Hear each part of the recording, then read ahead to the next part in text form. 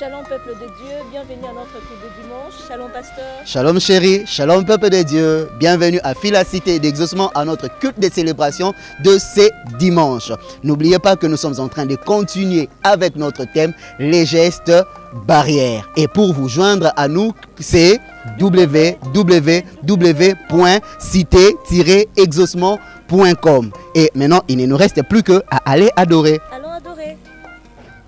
Peuple de Dieu, est-ce qu'on peut pousser des cris de joie? Un cri de joie très influent comme l'est notre système. Wouh! Alléluia! Ah, ah. Ton amour est partout. Je suis entouré de ton immense amour. Ton amour est partout. Je suis entouré de ton immense amour. Alléluia. Alléluia. Je suis entouré. Allez, allez, alléluia. Ton amour. Je suis entouré. Allez, tournez à gauche. Amen.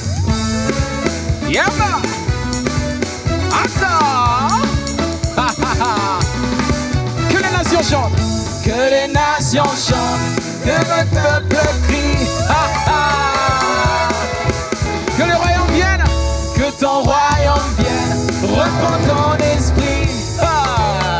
Encore une fois, que les nations chantent. Que les nations chantent. Que ton peuple crie. Alléluia, alléluia, alléluia. Que le royaume vienne. Reprends ton esprit. Allez, allez, allez, manifeste.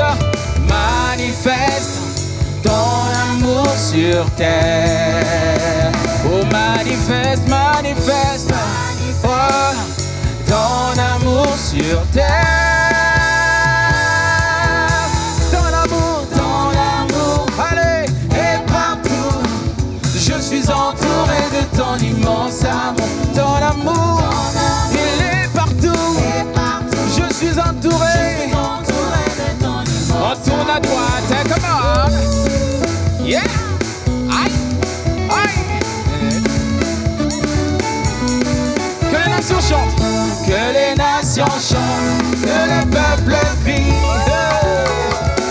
Alléluia, Yahweh Nanga. Que le royaume vienne. Reprends ton esprit. Alléluia, alléluia. Allez, danse, come on. Que les nations chantent. Que ton peuple crie.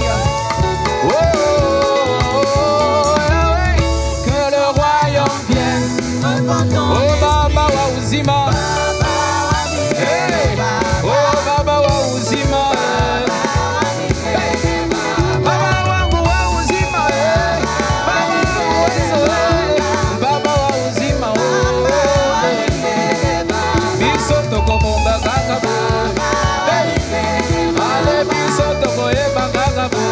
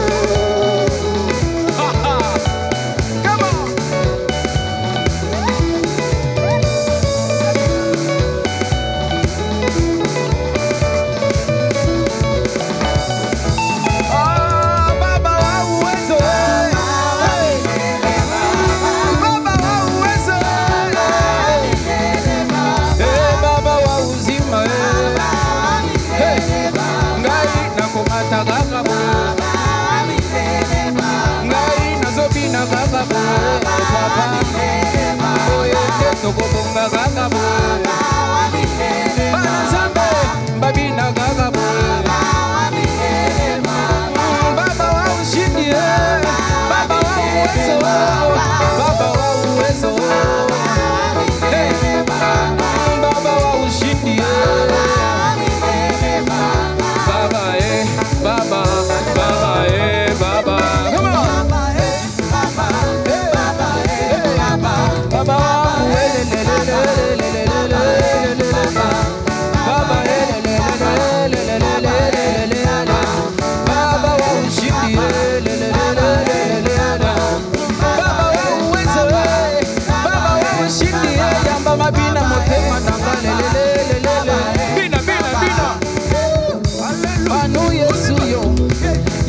washaji nzambi anu Yesu yoyo kale washaji nzambi Mungu asawenda wabutumbi Yesu washaji nzambi wakwimba lelu jinda jilolo Yesu washaji nzambi mwakwiji wanye mwakwiji wanye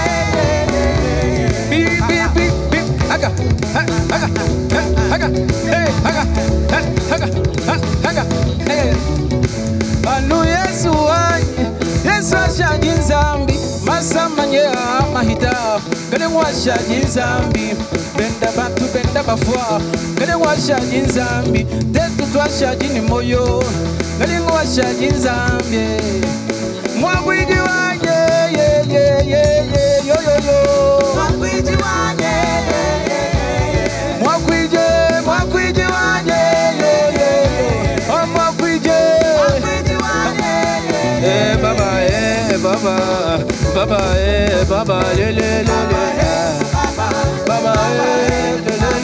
oh, baba wangu yo, baba wangu anu Yesu yo, kale washaji nzambi, Jezi wanyimema, wakwenda nenda lelwe, kwimba jinda nejilo, Yesu washaji nzambi, musomba Mungu wasawenda wakutumbi, banjelu benda mwimba, bimba aleluya hozana, aleluya musambu twimba ni banjelu, hozana papa, twimbila chile bachimankinda, aleluya yo, Yesu, ale baba baba, baba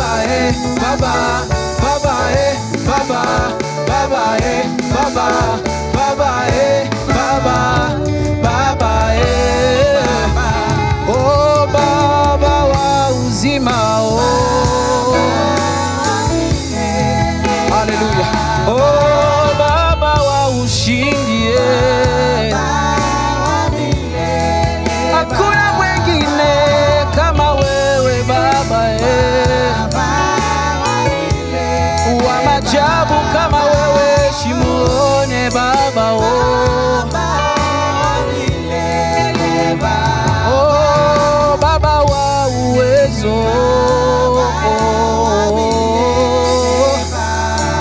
oui éternel tu restes sur ton trône alléluia tu restes sur ton trône qui est grand ton trône qui est grand ô Dieu de gloire.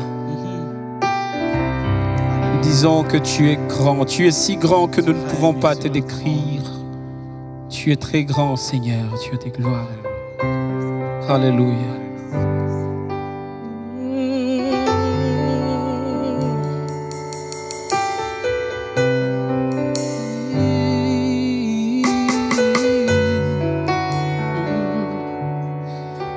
Seigneur Jésus, je t'aime. Je me donne tout à toi. Que les écailles de mes yeux tombent, que je te voie tel que tu es. Ramène-moi aux choses simples qui me montrent ta grandeur. Les cieux, la terre suffisent pour décrire toute ta splendeur. Ouvre mes yeux que je voie ton armée qui m'entoure, que je cesse de croire à la taille des illusions. Merci Seigneur, merci d'avoir accueilli notre louange et notre adoration comme un parfum de bonne odeur ce matin. Que ton nom soit béni au nom de Jésus. Amen. Nous passons maintenant à notre temps d'exaucement, le moment où nous prions une petite intercession pendant notre moment des cultes. J'aimerais qu'en ces dimanches, nous puissions prier pour la sécurité spirituelle. Que Dieu sécurise nos familles. Que Dieu sécurise notre retour à l'église. Que Dieu sécurise nos sorties. La Bible dit que je garderai ton départ et je garderai ton arrivée. Si nous pouvons prier, chacun de nous, de partout où il peut se retrouver, prions pour la sécurité spirituelle. Prions au nom de Jésus. Père Saint, nous te prions. Nous prions, éternel mon Dieu, pour les frères et sœurs avec qui nous sommes en communion en ce moment. Nous voulons, éternel mon Dieu, demander la sécurité spirituelle sur eux. Seigneur, nous prions que tu protèges les frères, que tu protèges les sœurs, que tu protèges les familles qui vont venir à l'église les dimanches prochains, et même pas pour venir à l'église. Éternel mon Dieu, nous qui allons sortir, certains vont aller au travail, d'autres vont aller au commerce. Éternel mon Dieu, les lieux que nous fréquentons ne sont toujours pas des lieux saints, ne sont toujours pas des lieux propres. Éternel mon Dieu, mais la Bible dit, et ceux qui demeurent sous l'abri du Très-Haut reposent à l'ombre du Tout-Puissant. Nous prions, Éternel, pour la sécurité spirituelle. Nous prions aussi pour la sécurité physique. Éternel, que tu nous gardes. Éternel, que tu nous protèges. Éternel, nous comptons sur toi. Nous comptons sur la sécurité de Dieu. Oui, Éternel, mon Dieu, la Bible dit que l'ange de l'Éternel campe tout autour de ceux qui craignent Dieu et les épargne du danger. Seigneur, nous voulons vivre l'efficacité de cette parole. Nous voulons expérimenter la puissance. Nous voulons expérimenter l'exactitude de ta parole éternelle par la protection divine. Couvre-nous sous l'ombre de ta main puissante. Seigneur, la Bible dit qu'au moment où il y avait l'épidémie en Égypte, quand les Égyptiens tombaient malades et ils en mouraient, le peuple de Dieu, Israël qui était à Goshen, était sain et sauf. Seigneur, je prie, éternel mon Dieu, que ton peuple soit en sécurité. Je prie, éternel mon Dieu, que les familles qui nous suivent, que les bien-aimés qui nous suivent, éternel mon Dieu, puissent témoigner que nous avons été en contact avec le danger, mais le danger ne nous a rien fait. La Bible ne dit-elle pas que nous prendrons même quelques breuvages mortels et cela ne nous fera rien du tout. Merci car nous sommes protégés et sécurisés au nom de Jésus.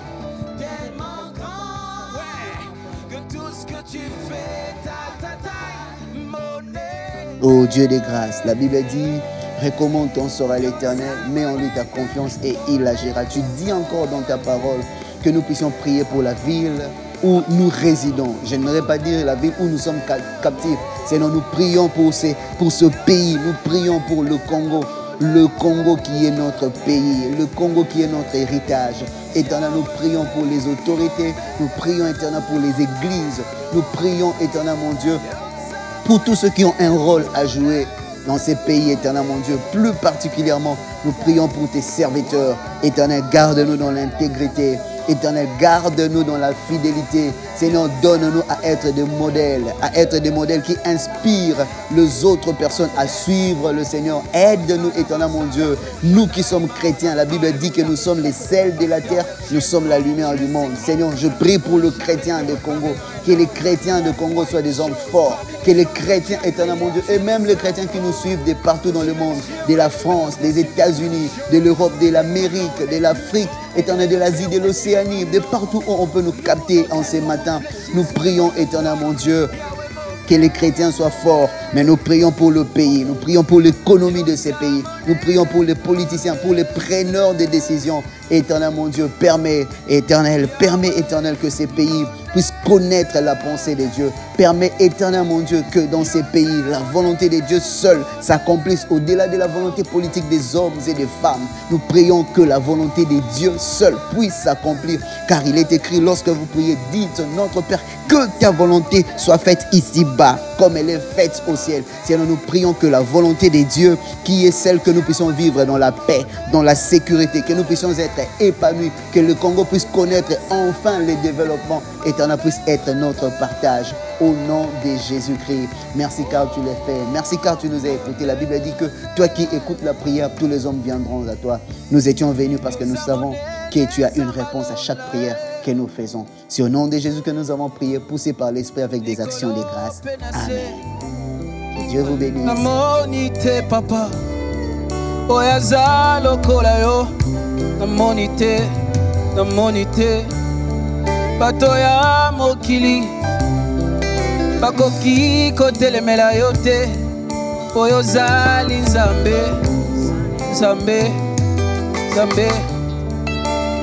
Nani atelemela yo atikala ya kotelema, Nzamba lola. Nani aboya yo biso tondima ye, Nzambe nanga.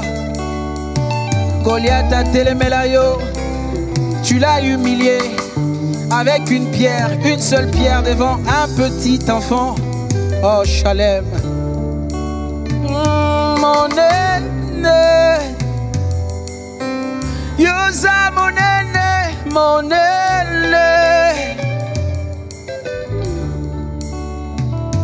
mon aîné. Yosa mon aîné, mon aîné. Radadada sakadebo. Mon aîné. Incomparable, mon aîné. Izarega zibra. Maladi nini etele melayo. Nzambe nanga. Yoza mon aîné, mon aîné.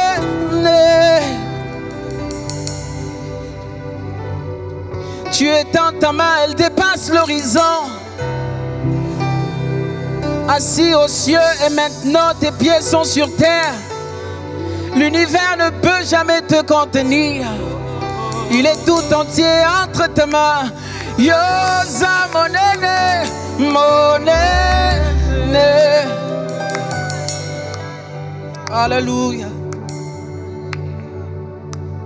Tu es grand. Tu es grand. Si grand que tout ce que je vois, que tout ce que je sais. Oh, alléluia. Merci Jésus. Merci Jésus.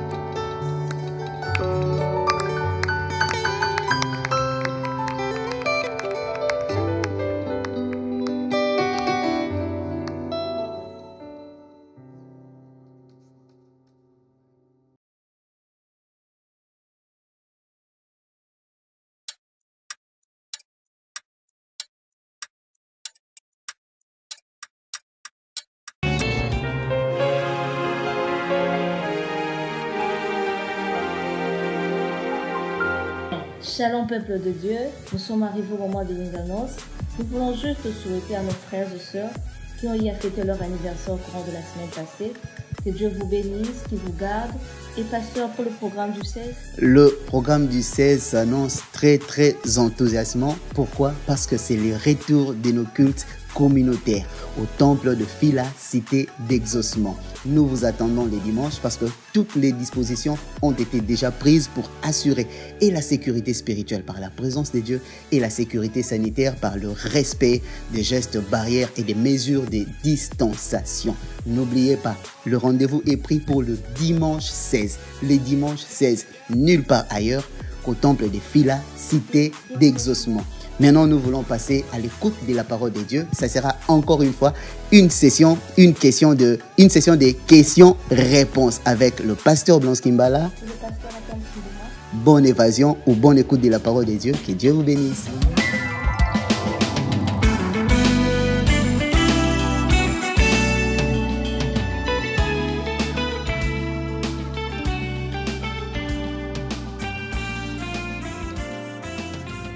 Shalom bien-aimés, c'est le moment de la parole. Vous savez qu'on a pris la décision depuis le dimanche passé de commencer à répondre. Je veux dire, ce n'est pas seulement pour répondre aux questions, mais c'est utiliser ces questions comme de moyen de faire des révisions sur la matière qu'on a eu à apprendre pendant ces dimanches passés. Les gestes barrières. Et depuis le dimanche passé, je me fais accompagner par le merveilleux homme de Dieu, le pasteur Blansky, comme on l'appelle, l'homme qui dirige la prière de 20h30. Il est fort probable qu'aujourd'hui soit un dimanche assez spécial parce que c'est peut-être le dernier dimanche dans ce format-ci. Les dimanches qui vont commencer puisque les autorités compétentes ont réouvert les lieux de culte. Nous allons commencer à suivre les cultes en direct à partir du temple ensemble, en gardant bien sûr certaines habitudes qui sont liées à vous que nous suivez en ligne. Mais les bien-aimés qui pourront pouvoir être là seront là dans nos différents cultes.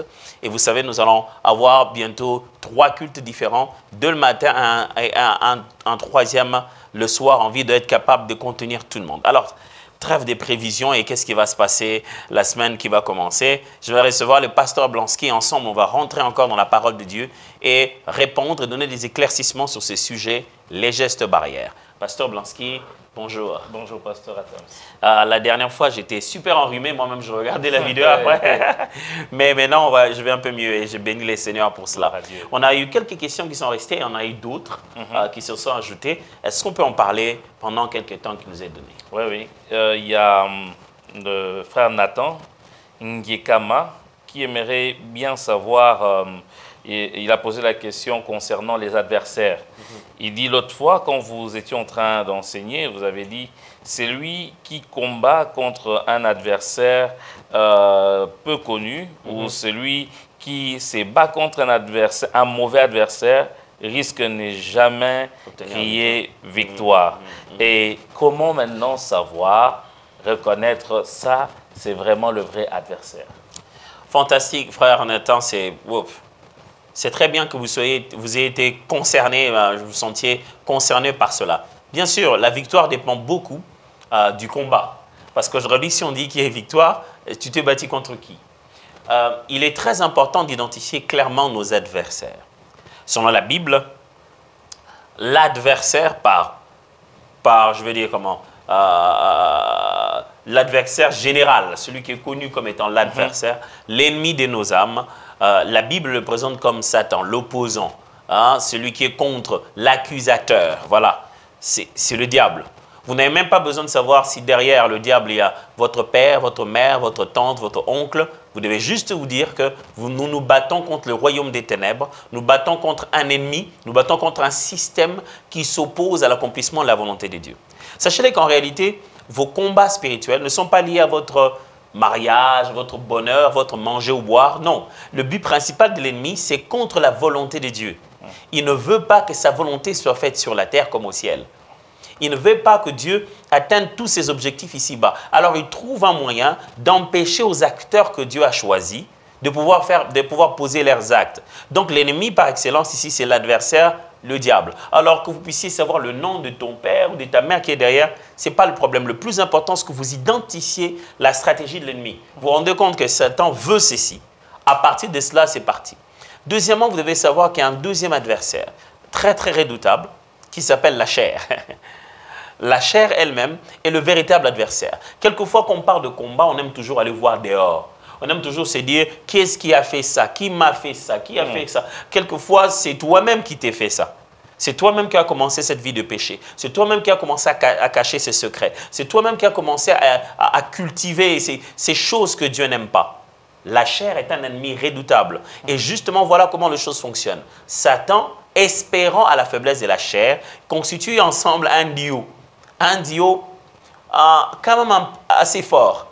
Alors le diable, espérant sur la Bible appelle le péché, justement, la force du péché, se mettent ensemble, se liguent ensemble pour pouvoir t'empêcher d'accomplir la volonté de Dieu. Un troisième ennemi, c'est ce que la Bible appelle le monde, c'est-à-dire le système dans lequel nous vivons. N'aimez pas le monde ni les choses qui sont dans le monde.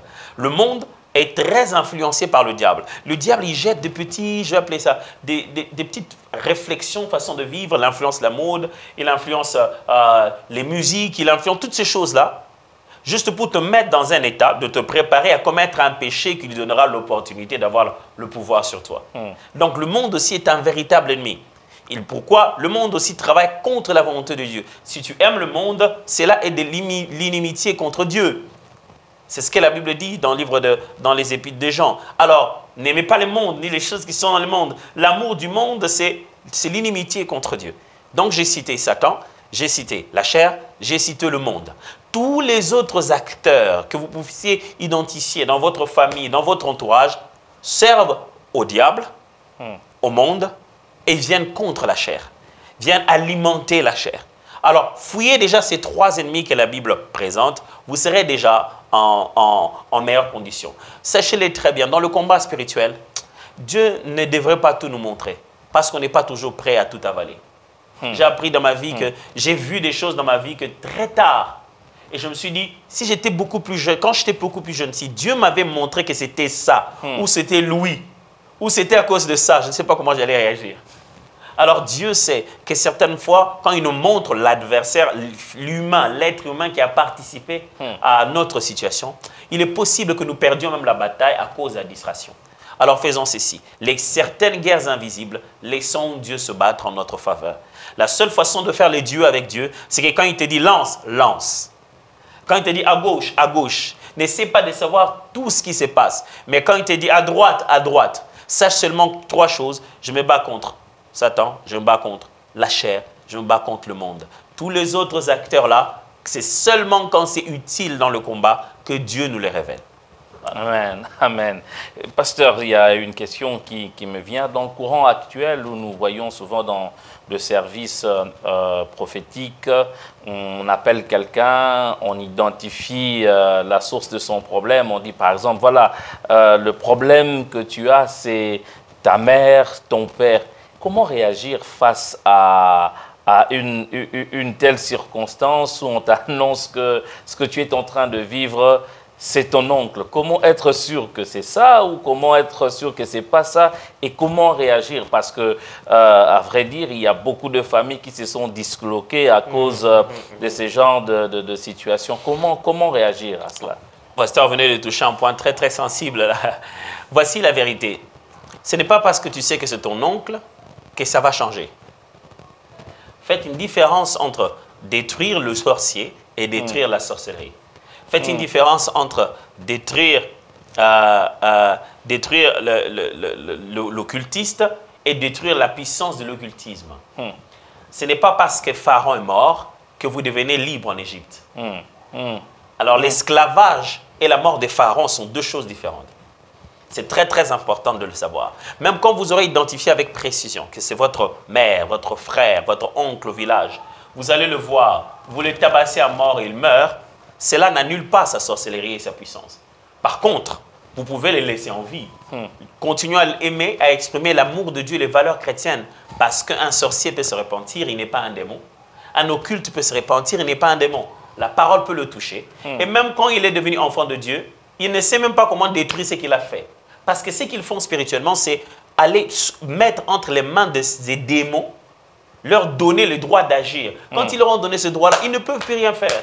C'est un peu comme Judas lorsqu'il est allé vendre Christ. Il ne pouvait plus lui remettre Jésus en disant, bon, il est allé leur donner l'argent, vous vous souvenez. Il a remis l'argent, il dit, non, non, non, prenez votre argent. Il dit, c'est trop tard, papa, tu as déjà vendu, on ne peut plus rien faire. C'est pourquoi même certains parents aujourd'hui, on dit aux enfants, c'est ton père, ta mère qui t'a fait ça. Mais au fond, en réalité, ces parents n'étaient pas autant conscients de ce qu'ils faisaient. On leur a juste dit, fais ça, ça, ça. Mais demain, ils se rendent compte que c'est vraiment en train de détruire la vie de l'enfant. Oh, ils avaient fait ça juste pour avoir un peu d'argent, pour acheter la parcelle, mais ils ne savaient pas que ça allait affecter toute la vie de l'enfant. Chez qui vont-ils aller pour dire, écoutez, récupérez l'argent que vous avez donné, ma fille n'arrive pas à avoir des enfants, je ne savais pas que ça allait être comme ça. Impossible. Faites la différence entre le sorcier et sa sorcellerie. Faites une différence entre celui qui a contracté cette chose-là avec le monde des ténèbres et la puissance des mondes des ténèbres. Je vous suggérerais de vous focaliser sur la puissance du monde des ténèbres. La Bible dit, le Fils de l'homme est apparu pour détruire les œuvres du diable. Alors, visez les œuvres du diable, pas le diable. Hein? Ça ne vous dérange pas que Jésus ne soit pas venu pour détruire les diables? Il aurait dû détruire le diable directement. Pourquoi ce sont les œuvres du diable? Parce que le diable, c'est son jour reconnu. Le jour où il doit être lié, ça c'est connu. Ce qui intéresse Dieu maintenant, c'est qu'on mette hors de notre chemin les choses que le diable fait pour empêcher au royaume de Dieu d'évoluer. Je vous en supplie, ne laissez pas la haine entrer dans votre cœur. Quand la haine entre dans votre cœur, vous vous fragilisez dans le combat spirituel. Vous commencez à posséder quelque chose qui est du diable. Or, dans le combat, vous ne devez rien avoir de l'ennemi en vous. Christ disait, le prince de ce monde arrive et il n'y a rien de lui en moi. Dans le combat spirituel, rassurez-vous que votre cœur est souple, il est léger. Concentrez-vous sur la force, les conséquences, et non pas nécessairement sur qui l'a fait. Quand vous identifiez la personne, vous allez mal dormir, vous allez devenir mal à l'aise, vous allez commencer à imaginer des choses. Si le Seigneur vous donne un détail comme ça, première réaction, rendez grâce à Dieu. C'est que ce détail est utile dans votre combat. Juste rendez grâce à Dieu. Deuxièmement, efforcez-vous d'aimer. C'est par l'amour. Dieu a tant aimé le monde qu'il a donné son Fils unique. Efforcez-vous d'aimer. Ne placez pas des plans de destruction. Placez plutôt des plans d'amour. Cela ne signifie pas que vous devez aller l'embrasser, vivre avec lui. Non. Mais cela signifie que dans votre cœur, il ne doit jamais avoir une haine, un besoin de le voir mourir. J'ai vu des gens faire des imprécations. C'est basé même sur les livres de psaumes. Non, mes ennemis, ils doivent mourir. Dieu a tant aimé le monde qu'il a donné son Fils unique Jésus, afin que quiconque croit en lui ne périsse point. Christ est disponible même pour ceux qui sont allés si loin dans la sorcellerie. Pensez plutôt à leur conversion qu'à leur destruction. Dieu, quand il a vu quelqu'un comme Paul en train de massacrer le christianisme dans ses débuts, il aurait pu se dire, détruisons ce monsieur, il nous empêche d'évoluer. Il dit, celui-là, si je l'ai, je vais atteindre un meilleur résultat. imaginez que les sorciers de votre famille se convertissent vraiment. Alors moi, je pense que la première des choses à faire quand vous avez une telle révélation, 1, rendez grâce à Dieu. 2, développez l'amour dans votre cœur. 3, attaquez maintenant avec précision. Quelquefois, vous citerez le nom dans la prière. Vous citerez le nom de ce qui a été révélé. Je détruis les œuvres qui ont été faites à telle ville, par telle personne. Mais ne possédez pas dans votre cœur une forme de haine vis-à-vis de cette personne-là. Et troisièmement, ce que quelqu'un a fait ou bien ce qui a été dit dans une prophétie ou dans un message, dans une révélation, il y a 5 mois, 6 mois, ça peut complètement changer aujourd'hui. Quelqu'un peut rencontrer le Seigneur le même jour et être une nouvelle personne. Alors, il ne serait pas bien de les fichier dans votre tête en disant, lui, sorcier. Non, ce n'est pas comme ça qu'on devrait faire les choses. On devrait plutôt se dire, je veux détruire les œuvres. Si vous apprenez à détruire les œuvres de l'ennemi, maintenant, qui que ce soit qui peut le faire, vous n'avez même pas besoin de savoir. Vous reconnaissez que c'est ça l'œuvre en question et vous détruisez. Amen. Pasteur, avant de prendre la question de Maurice Kabouya, pouvez-vous nous expliquer un peu la puissance de la déclaration ou de la parole dans le combat spirituel? Très important. Lors de la dernière session, j'ai parlé un peu d'Éphésiens chapitre 4, là où nous sommes, chapitre 6, pardonnez-moi, là où nous sommes en train d'apprendre les armes du combat spirituel. Peut-être que ce verset, c'est le verset qu'on a tellement lu pendant ces 2 mois-ci. Éphésiens 6. Éphésiens chapitre 6. Je sais que quelqu'un a voulu qu'on parle de toutes les armes. Hein. Moi aussi, je voulais en parler, mais bon, le temps nous a pris comme ça. Regardez bien au verset 17, la Bible dit « Prenez aussi le casque du salut et l'épée de l'esprit qui est la parole de Dieu. » Quand vous lisez les armes du combat spirituel, les armes du combat de chrétiens, comme la Bible en parle ici, vous vous rendez compte que 99% sont des armes défensives. C'est pour se protéger contre les attaques de l'ennemi, pour se protéger contre l'état du terrain, comment ça s'appelle, les chaussures, des ailes de l'évangile, le bouclier, la cuirasse, la ceinture et même le casque du salut.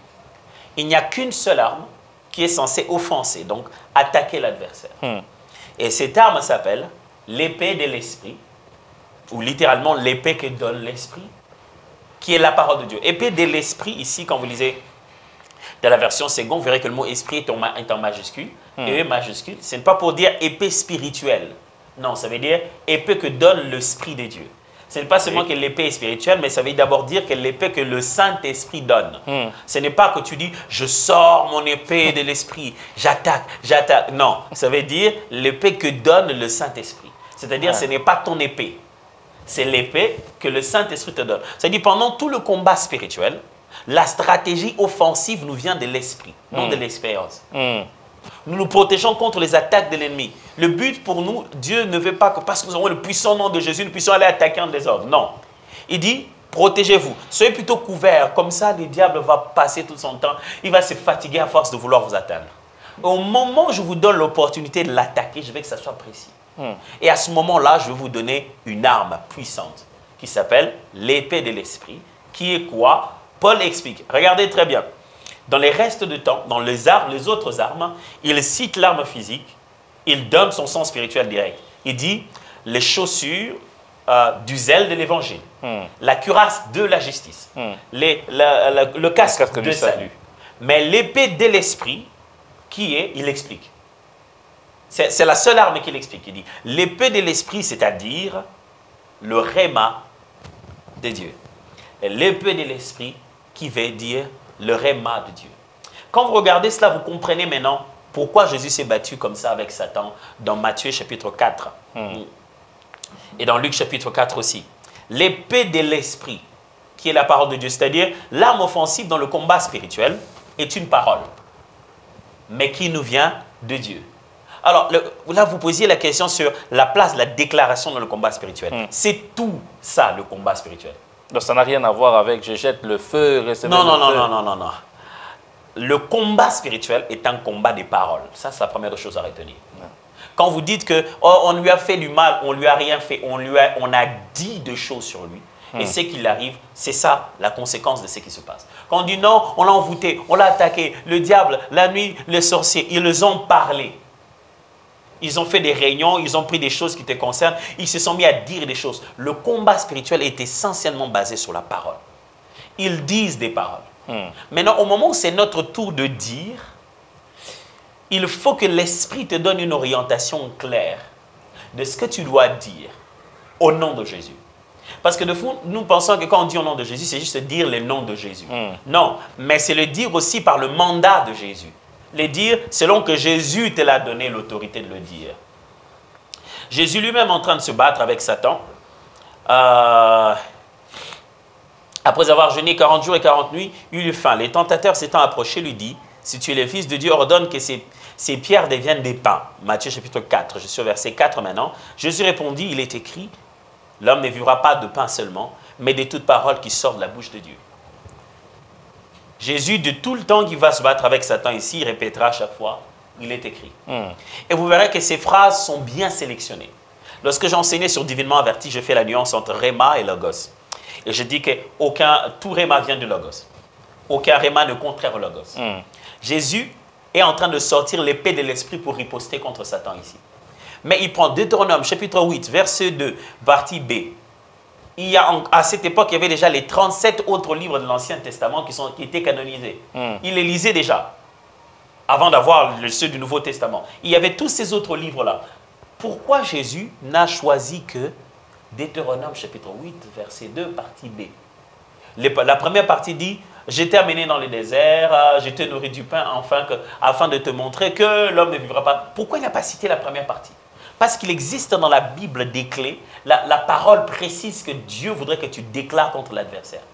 Et c'est ça la parole qu'il faut déclarer. Ce n'est pas faire des incantations. Ce n'est pas dire, je prends le diable, je prends ma famille, je la sors, je la sors, je la sors, je la trempe, oh, waouh, je la jette dans l'eau, je la lave. Ça, c'est juste pour, comment je vais dire, c'est pour aider ton imagination.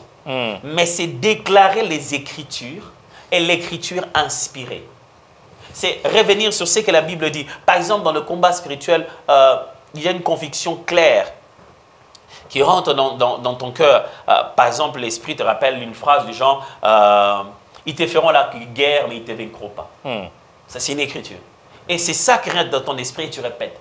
La Bible dit, ils te feront la guerre et ils ne te vaincront pas. Ils feront la guerre à mes enfants, ils ne me vaincront pas. Quelle que soit la guerre qu'ils sont en train de me faire, au travail, ils ne me vaincront pas. C'est quand tu affirmes ces vérités-là. Quand tu affirmes la parole de Dieu, tes paroles ne sont pas puissantes. C'est la parole de Dieu dans ta bouche. C'est ça qui est puissant. Amen. Sinon, nous serons en train de faire d'incantation en incantation. Deux fois dans le combat spirituel, j'ai l'impression que les chrétiens veulent se battre avec le sorcier dans les jeux de sorciers. Et aussi, la nuit, ils nous disent des choses. Nous aussi, on va les ensorceler. Attention, ce n'est pas la même chose. Ils font des évocations pendant que nous faisons l'invocation. La nuance est celle-ci. Une évocation, c'est le fait de faire appel à un esprit que l'on considère être en alliance avec lui et à qui on dicte les choses à faire pour nous et avec qui on a une forme d'alliance. Il sait comment récupérer ce qu'il lui doit. L'invocation, c'est le fait que nous, les enfants de Dieu, nous appelons notre Dieu, nous lui demandons à lui le secours. C'est lui qui agit en notre force. C'est lui qui est notre puissance. C'est lui qui est notre armée. C'est lui qui est notre vainqueur. C'est lui qui nous a donné la victoire. C'est pourquoi quand nous allons au nom de Jésus. Souvenez-vous de ce que David a dit lorsqu'il devait se battre contre Goliath. Il dit, tu viens devant moi avec tes lances et tes javelots, je viens vers toi au nom de l'Éternel. C'est ça, c'est maintenant que nous allons. Si David allait au nom de l'Éternel, nous allons au nom de Jésus. Ça ne signifie pas nécessairement que tu prononceras le nom, mais tu vas par le mandat de l'alliance parce que tu es celui qui l'invoque. Et il peut te dire, dis seulement, je suis la tête et non la queue. Tu répètes ça, je suis la tête et non la queue. Quand tu finis ça, la délivrance est là. C'est pourquoi la meilleure chose qu'un chrétien doit savoir, c'est comment Dieu lui parle.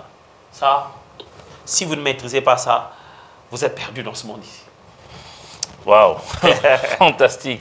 Que de révélations, on comprend comment Dieu dit la vérité vous affranchira. Amen, déjà amen, en écoutant ces réponses, on est affranchi de beaucoup de choses et l'ignorance vraiment, elle nous retient vraiment captifs. Pasteur, il y a Maurice Kabouya Mukendi qui veut savoir par rapport à la doctrine de l'imposition de main pendant la délivrance.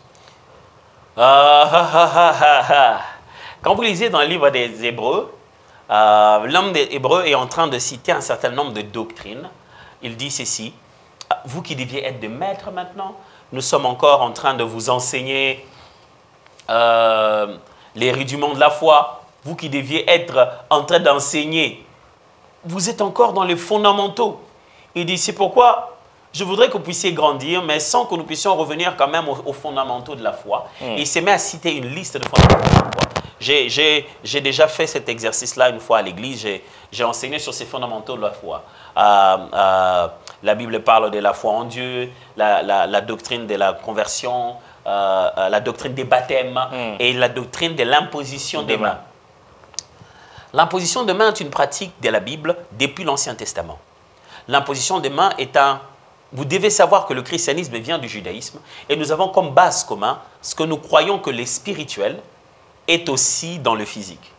Que l'invisible est aussi dans le visible. C'est-à-dire qu'il y a des actes physiques qui en réalité leur sens sont spirituels, leur portée est plus élevée. Nous sommes la religion qui croit, si on doit appeler ça religion. Nous croyons que lorsque nous prenons la parole de Dieu, lorsque nous prenons la Sainte Seine par exemple, qui est un symbole physique, nous croyons qu'il y a un impact spirituel.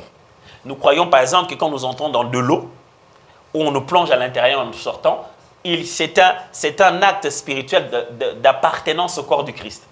Et nous croyons aussi que si on prend les mains d'une personne consacrée, appelée, lorsqu'il impose, il y a un transfert avec le monde spirituel. Transfert pour apporter une guérison.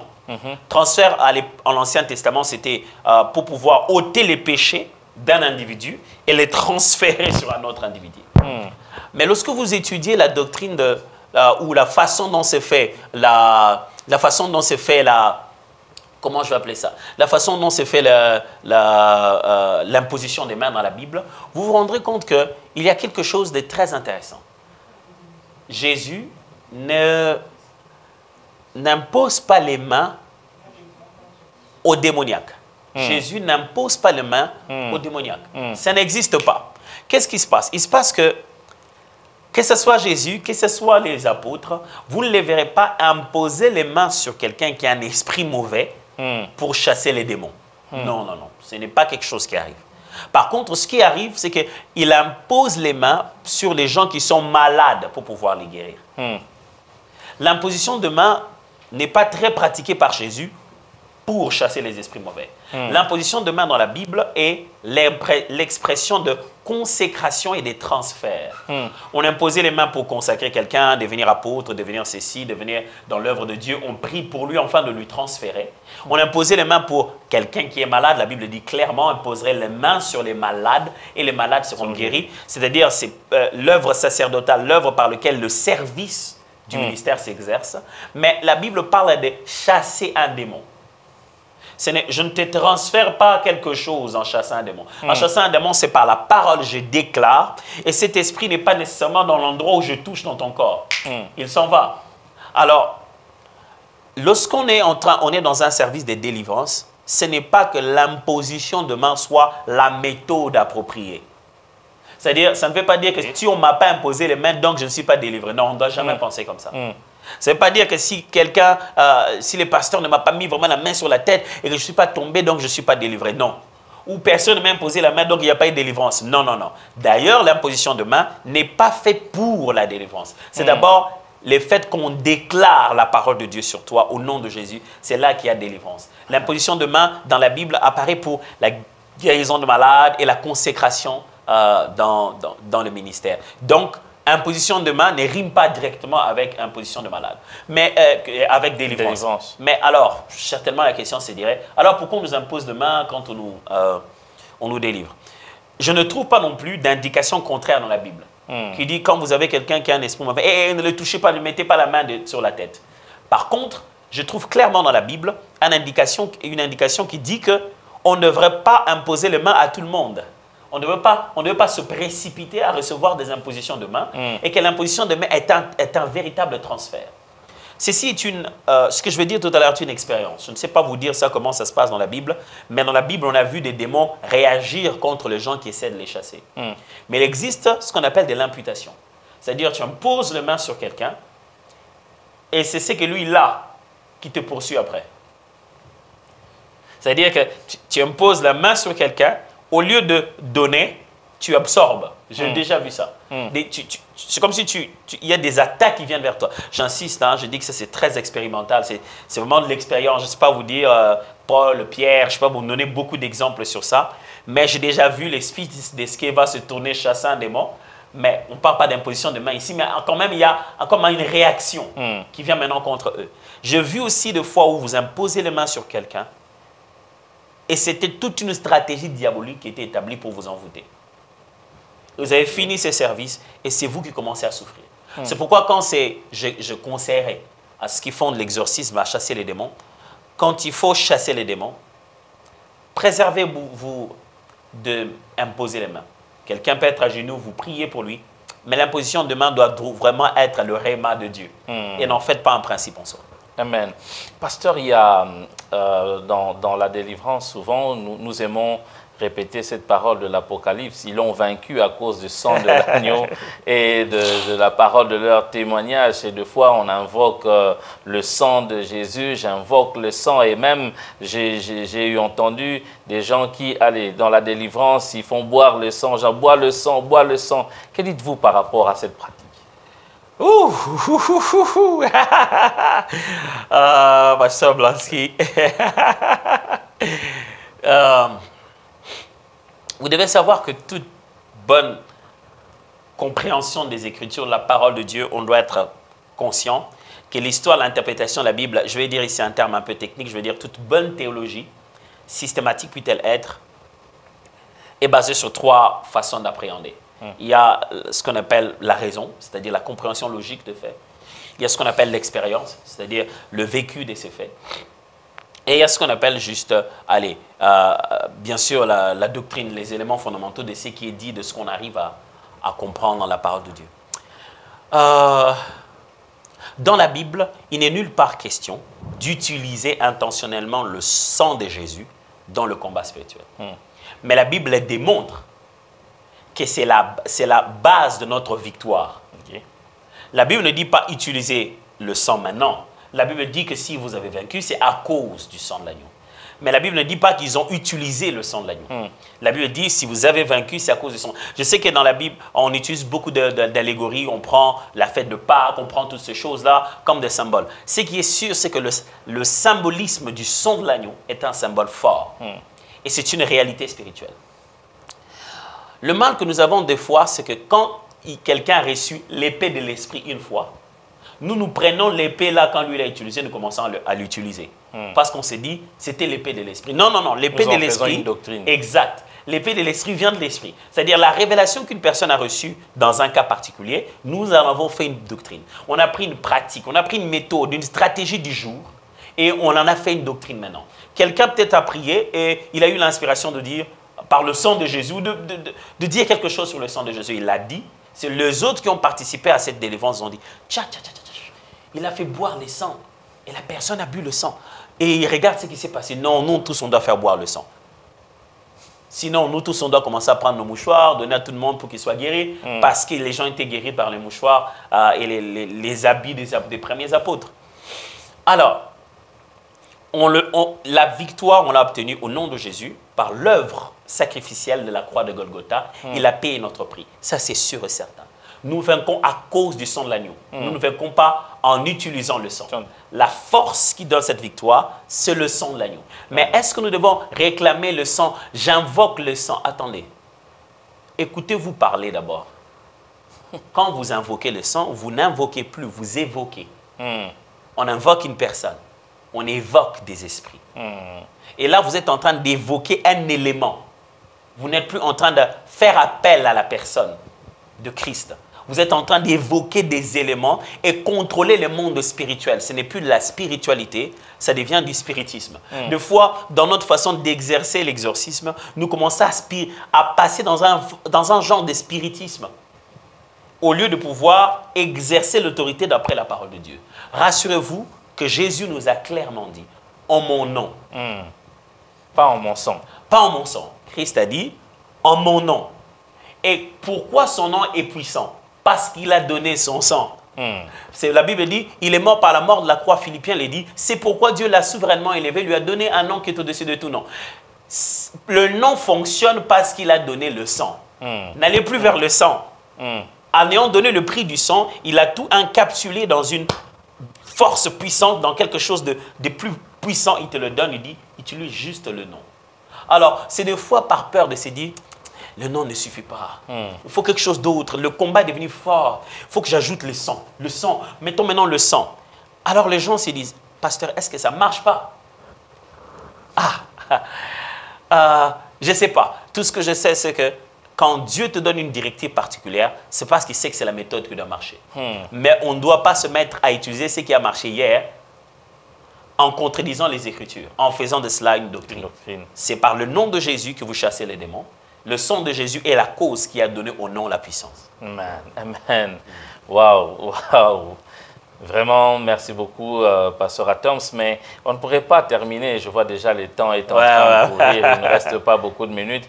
Mais j'aimerais profiter pour poser une question au nom de tous ceux-là qui sont en train de suivre ces cultes le matin et ceux-là qui vont suivre après.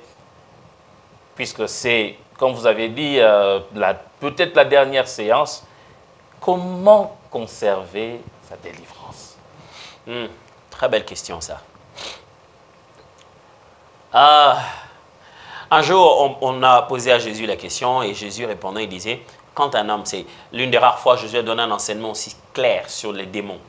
Il dit, quand un esprit mauvais quitte un corps, il va dans les endroits en train d'errer et il s'est dit, je vais rentrer dans ma maison là où j'étais avant. Et quand il revient, il trouve sa maison bien préparée. Il va rentrer, imagine-toi les risques qu'il prend.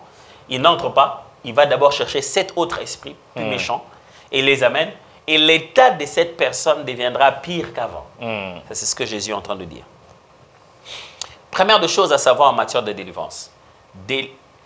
Délivrance ne signifie pas conversion.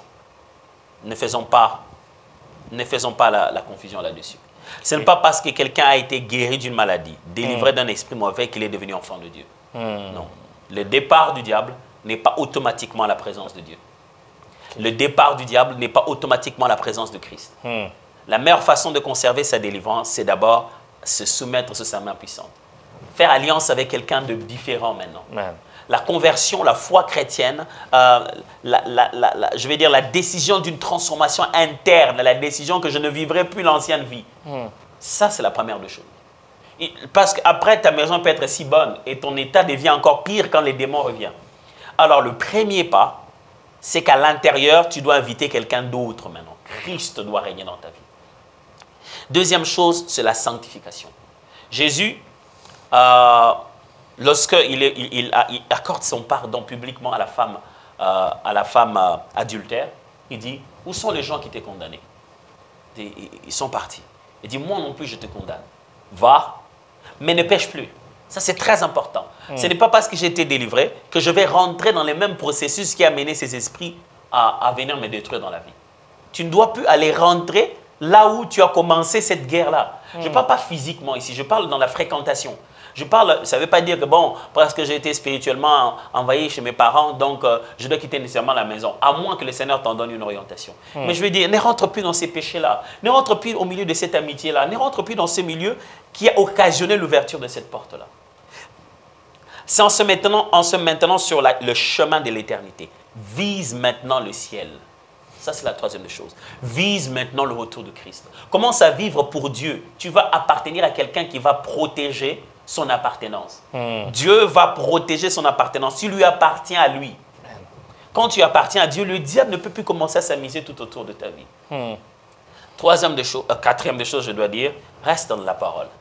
Médite-la jour et nuit. C'est alors que tu réussiras. Reste dans la parole, reste dans une vie de prière. Entoure-toi des enfants de Dieu qui craignent Dieu. La crainte de Dieu sera toujours ton arme puissante. Regarde, quand on lit, les armes, les armures, on voit la vérité. Regarde, hein? C'est ça le secret, comment conserver sa délivrance. Vérité comme ceinture, cuirasse de justice, casque du salut, les ailes de l'évangile, bouclier de la foi. C'est comme ça qu'on conserve sa délivrance. On est armé au quotidien de cette manière-là. C'est comme ça qu'on conserve sa délivrance. Il y a tellement de choses à dire. Tellement, ça m'est venu, je ne raterai ça pour rien au monde. Je demande déjà pardon au réalisateur. Pasteur, vous êtes un adorateur. Quand nous lisons la Bible, nous voyons l'épisode où Saül est dérangé par les esprits mauvais. Et David prend sa harpe, il joue. Pendant qu'il joue, et la paix revient dans Saül. Comment vous expliquez?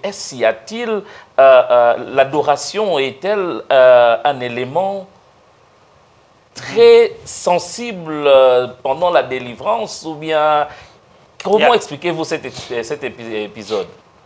Il y a beaucoup de choses à expliquer sur l'épisode de Saül, mais je ne vais pas entrer dedans parce qu'il y a tellement, on n'a pas assez de minutes, mais je veux juste expliquer cette nuance, justement, comme tu as dit, la place de l'adoration au moment du combat spirituel. Depuis les combats de l'Ancien Testament, pas nécessairement de combats, c'était des combats physiques, mais avec une réalité spirituelle cachée. Par exemple, Jéricho, on se bat, mais Dieu commence avec le mur. Israël se battait toujours avec son Dieu, ce qui signifie que leur guerre avait toujours une dimension spirituelle, même s'ils se battaient avec des êtres humains. Vous verrez depuis l'Ancien Testament et même dans le Nouveau que l'Éternel s'élève, ses ennemis se dispersent. Alors, dans l'adoration, c'est la révélation, la manifestation pleine de Dieu. C'est lui demander à lui-même, fais-le toi-même à ta manière. Il dit, s'il remplit sa présence à cet endroit, l'ennemi devient mal à l'aise. Plusieurs fois, tu verras Jésus arriver quelque part, quelqu'un qui est possédé de l'esprit mauvais commence à réagir. Jésus ne l'a même pas menacé. Pourquoi? La gloire de sa présence. C'est la même chose qui arrive dans l'adoration. La gloire de la présence de Dieu devient si tangible que même ceux qui sont dans ces histoires-là deviennent mal à l'aise. Eux-mêmes, directement. C'est pourquoi deux fois dans les séances de délivrance, on aime d'abord commencer par louer les seigneurs. Parce qu'il peut le faire sans qu'on se mette à crier, sans qu'on se mette à pousser des cris au nom de Jésus. Pendant la louange, la force de sa présence peut commencer déjà à agir. C'est pourquoi l'étape de la louange, c'est pourquoi même la musique telle qu'elle est combattue dans notre pays et dans le milieu chrétien de ces derniers temps, c'est juste parce qu'on veut détrôner Dieu dans sa louange. On veut que quand on commence à louer Dieu, les gens pensent au diable. On veut déranger quelque chose dans l'adoration. Pourquoi? Parce que si tu viens dans un culte et il n'y a pas l'adoration, tu viens dans un culte, il y a une musique sans la présence de Dieu, il y a des belles chansons, des belles danses sans la présence de Dieu, eh bien l'ennemi trouve un endroit où s'asseoir. Quand Dieu est dans sa maison, on ne peut pas avoir deux rois en un même endroit.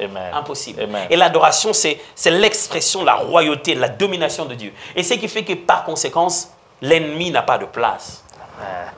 Pasteur Blanski, si on reste entre nous, ça va être terrible. Merci de nous avoir suivis ce matin. Beaucoup. Le but était de partager encore de plus en plus sur ces vérités. Continuez à prier pour nous. Vous savez que le 16, le culte reprend, que le Seigneur nous donne les moyens techniques, les moyens matériels pour accueillir ces grands nombres de gens qui vont venir. Et nous serons toujours là en ligne, en train de continuer aussi à vous servir aux mêmes heures. On est en train de voir comment améliorer les programmes pour tout le monde. Mais on espère que le Seigneur fait un grand travail avec vous. Nous allons juste prier avec eux. Père éternel, je prie pour mes bien-aimés. Certains ont entendu ces vérités, je t'en prie. Qu'ils ne puissent pas se dire qu'ils les feront plus tard.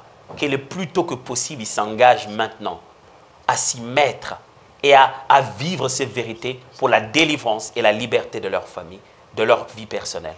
Au nom puissant de Jésus. Amen.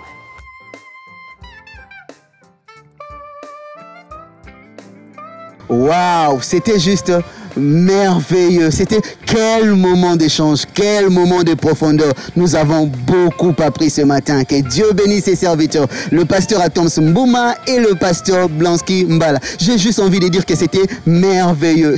Merveilleux en Swahili, on dit comment? En Swahili, c'est Muzuri, Muzuri Sana. Muzuri, Muzuri Sana. Et pasteur, pour les offrandes? Pour les offrandes, il y a un numéro M-Pesa qui s'affiche en bas de vos écrans. Vous pouvez envoyer vos dons, vos offrandes sur ces numéros à 5 chiffres ou quasiment passer au bureau de l'église aux heures des services avec différents types de donations que vous pourrez avoir. Nous serons heureux de vous recevoir. Et pasteur, pour le nouveau venu? Les nouveaux venus peuvent devenir membres de Fila Cité d'Exaucement en joignant notre site internet qui est le www.cité-exaucement.com. Devenez membre de la famille Fila Cité d'Exaucement. Et pasteur, pour le programme de la semaine? Le programme de la semaine s'annonce comme suit. Le mercredi à 17h30, nous avons notre culte d'enseignement. Mercredi, Malakiti, là nous venons pour apprendre. Et le jeudi, nous avons un culte d'intercession sur le NAT, jeudi et Toko. Là nous nous amenons nos problèmes, nos soucis devant le Dieu qui exauce la prière. Et les dimanches, nous avons notre culte de célébration, notre grand culte de célébration.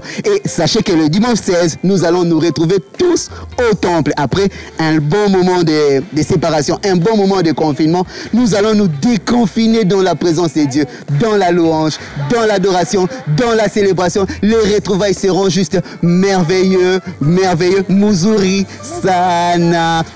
Mais avec le respect des gestes barrières. Nous passons à 3. Au revoir, nous passons à 3.